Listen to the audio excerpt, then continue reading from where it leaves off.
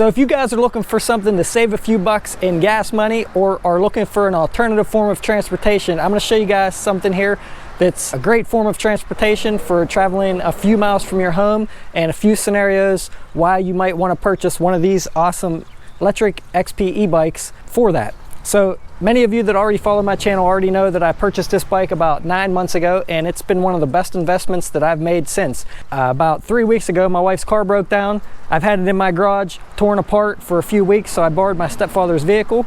I have to take his vehicle back to him now and don't have a ride back home. It's about 5 miles away, so I'm gonna fold this thing up, throw it in the vehicle, take his car back, and then ride my bike home. Now on the way back home, I'm gonna talk a little bit about a few different reasons or a few different ways that some of you could possibly use this bike. And one thing that's great about it is you get exercise while you're doing it and get out to see the scenery and stuff like that. So follow along, guys, and I'll show you how this thing folds up real quick.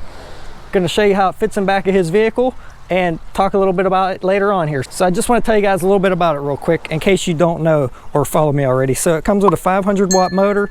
It has a 10.4 amp hour battery. This thing's able to travel somewhere between 20 to 30 some miles in my experience, in my past testing. I paid $899 for it about 9 months ago or so, and it travels up to 28 miles per hour when it's unlocked. So we're gonna go ahead, fold this thing up real quick and talk about it on the ride home. Hope you guys enjoy. So I'm gonna show you guys here real quick how to fold it up. So basically what you do is you take the key out. You wanna make sure your pedals are positioned so the one on your left foot is in the down position so it's not in the way when you fold it. You flick this lever, flip it open, put the kickstand up, and then basically fold it in half. Now what I like to do, come around this side, bud.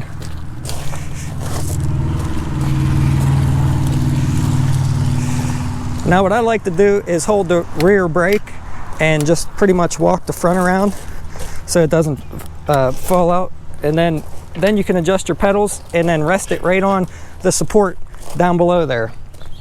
And then this is the packing foam that came with the bike. I saved this and I put it right between here because this bolt will scratch up your kickstand a little bit and you don't want your forks to get scratched up. So I just place this in here, and then I have a little I think it's called like a twist and hold or something. It's a 34-inch twist tie thingy here, and if you guys are interested in any of these accessories or this twist and tie thing, I'll put a link below if I can find this on Amazon if you guys are interested in checking that out. And what I like to do is come right behind the forks here, right to the rack, and twist that around there, and then I come through between the reflector and the light, not to get any of the wires. So it's going to be right underneath this fork here, and then come back up through here,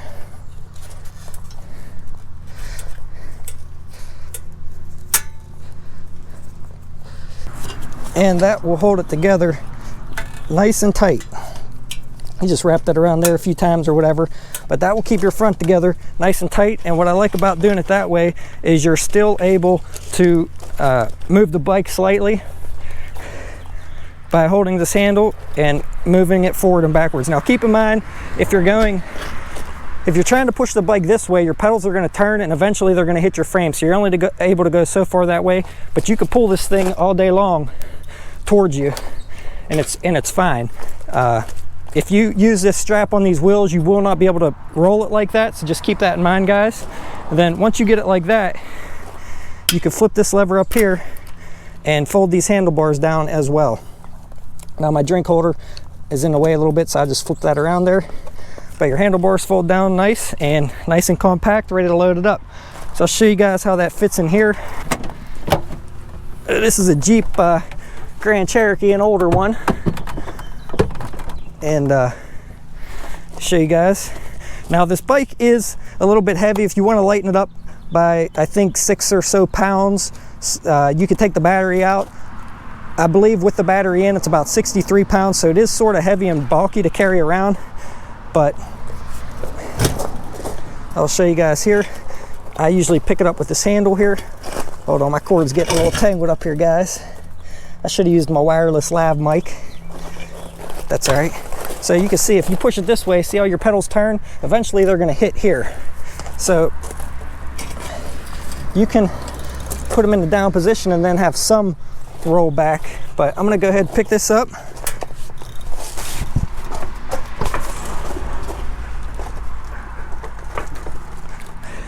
And you can see how my pedals are hitting there already.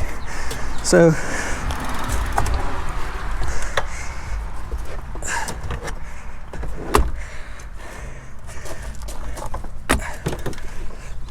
now you'll see in this vehicle that it's too long to go in this way without putting the seat down. So I'm going to go ahead and spin it.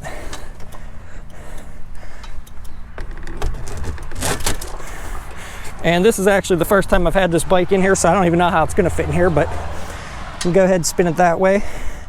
Actually, it probably would have worked out better if I spun it the other way, but that's okay. This will work. I'm going to throw a strap around it, and then you're going to go up, unload it, unfold it, and ride back home. And I'll talk a little bit about it on my ride back home, like I said, about some of the nice ways that you can use this alternative form of transportation if needed. See you when I get there.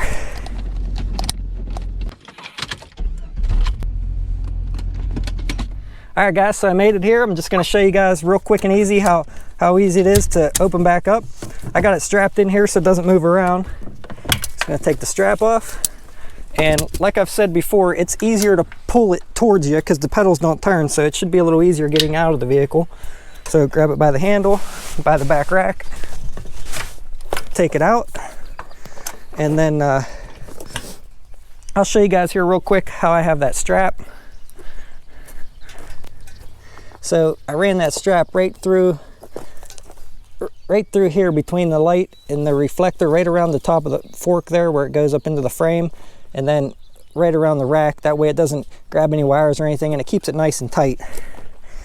So just gonna take that strap back off of there. It takes a little bit to get it untwisted out of there, but it holds it nice and tight. It's definitely a little cumbersome picking up if you don't have something like this holding it together.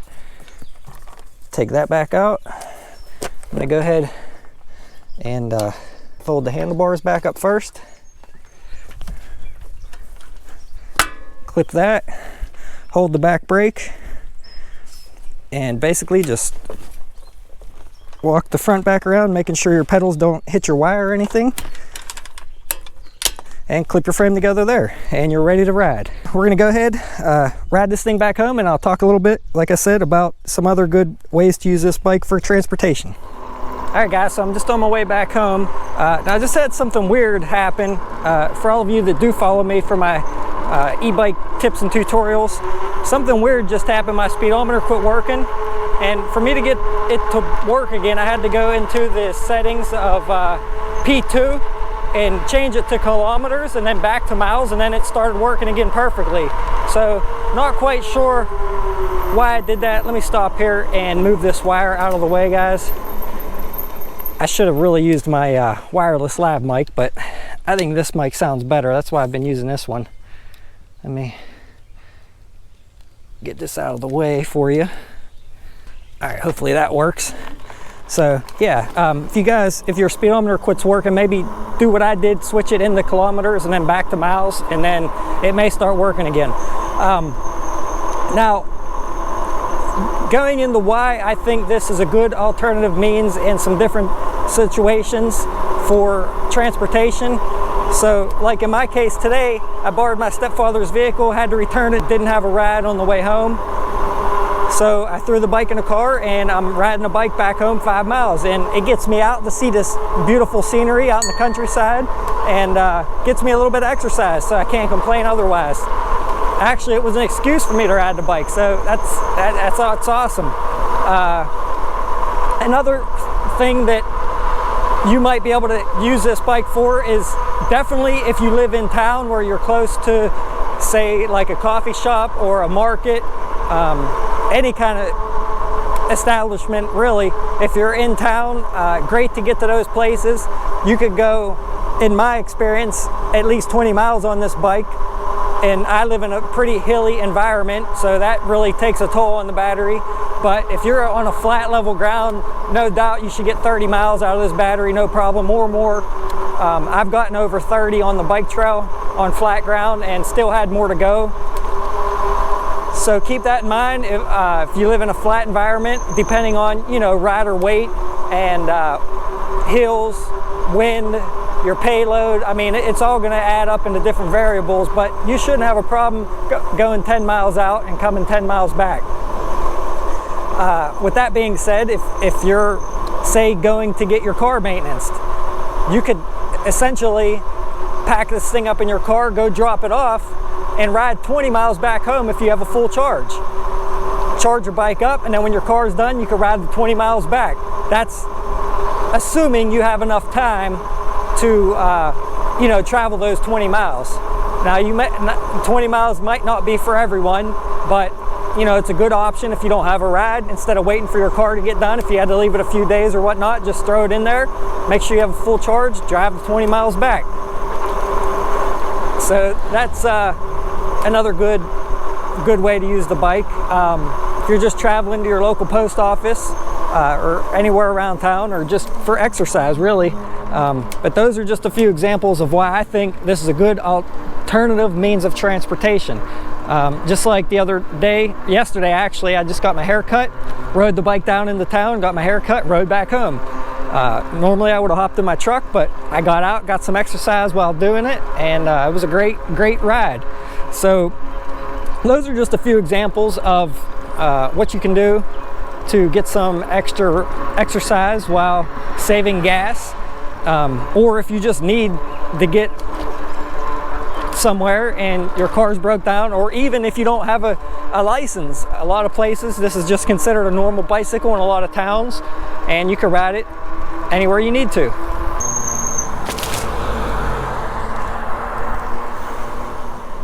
So another good thing about this bike too, not just as an additional means of transportation for a vehicle, but if you don't have a driver's license, I mean, this is a good alternative option to just get around town. If you're traveling, like I said, between you know, 10 to 15 miles out and back, you should be good with this bike. So yeah, it's also great for people like that, because you don't need a motorcycle license, or you don't need a license or registration or anything for this bike. Hear that power of this bike? Just kidding. So yeah, because you don't need a license, registration, or anything for this bike, and most, well, a lot of cities just consider it as a regular bike when you're in class 2, which is how the bike comes. You can unlock it to a class 3, but then most of the time it's not legal in your city or town. So I would definitely check with your city or town ordinances to make sure that you're okay to ride the bike. But normally, I haven't had a problem yet anywhere. Just keep in mind and be courteous to others. You know, don't go flying past people if you're on a bike trail, or don't go flying down sidewalks. You know, I just cruise around when I'm in town, not getting too crazy on it. Just like this, just cruising along here at 9 mile an hour in PAS 1. So yeah, guys, just like I said, I just wanted to give you guys a few different options, or a few different case scenarios where you could use this additional means of transport here. And if you want to know anything in further detail about this bike, make sure you check out my playlist. I'll put a link below to that on all my other videos and tutorials that I have on this bike. So I'll see you guys when I get home. All right, guys, so I made it back home. It was a 7-mile trip. I went the long way, made 2 stops along the way. It took me 7 miles to get back home with going a long way, and I did it in about 40 minutes. Right now I'm at 46.3 volts, and I started at about 48.5 volts.